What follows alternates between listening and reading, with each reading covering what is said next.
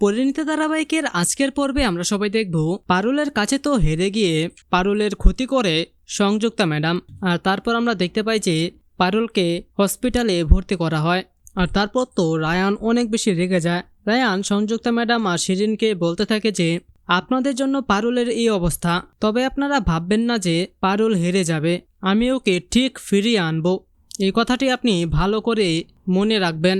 আর তখন তো রায়ানের কথা শুনে হাসতে থাকে সংযুক্তা শিরিন। আর তারপর আমরা দেখতে পাই যে পারুলের কেবিনে গিয়ে রায়ান পারুলের কাছে গিয়ে বলতে থাকে যে জন্তু, তুই আমার সিক্রেটটা না জেনেই চলে যাবি? তুই না জানতে চেয়েছিলি যে কাকে পাওয়ার জন্য আমি তোকে হারাতে চাই, তোর সঙ্গে সবসময় কম্পিটিশন করতে চাই?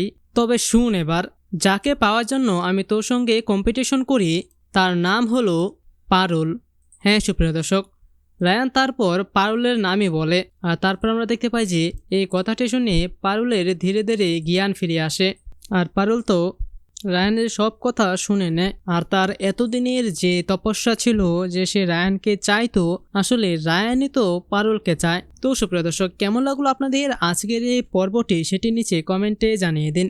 এবং এরকমই প্রতিদিনের সব আপডেট এবং আজকের এই পর্বটি যদি আপনাদের ভালো লেগে থাকে তাহলে এখনই ভিডিওটা একটি লাইক দিতে ভুলবেন না। এখনই ভিডিওটা একটি লাইক দিয়ে দিন। এবং এরকমই সব ধরনের আপডেট এবং প্রতিদিনের আপডেটগুলো সবার আগে পেতে চাইলে এখনই আমাদের এই চ্যানেলটিকে সাবস্ক্রাইব করে দিন। ধন্যবাদ সবাইকে।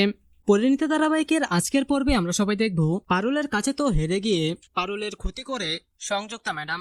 আর তারপর আমরা দেখতে পাই যে পারুলকে হসপিটালে ভর্তি করা হয়। আর তারপর তো রায়ান অনেক বেশি রেগে যায়। রায়ান সংযুক্তা ম্যাডাম আর শিরিনকে বলতে থাকে যে আপনাদের জন্য পারুলের এই অবস্থা, তবে আপনারা ভাববেন না যে পারুল হেরে যাবে, আমি ওকে ঠিক ফিরিয়ে আনবো। এই কথাটি আপনি ভালো করে মনে রাখবেন।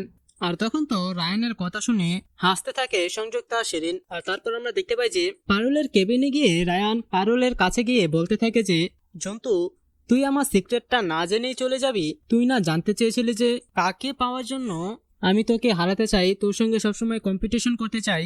তবে শুন এবার, যাকে পাওয়ার জন্য আমি তোর সঙ্গে কম্পিটিশন করি তার নাম হলো পারুল।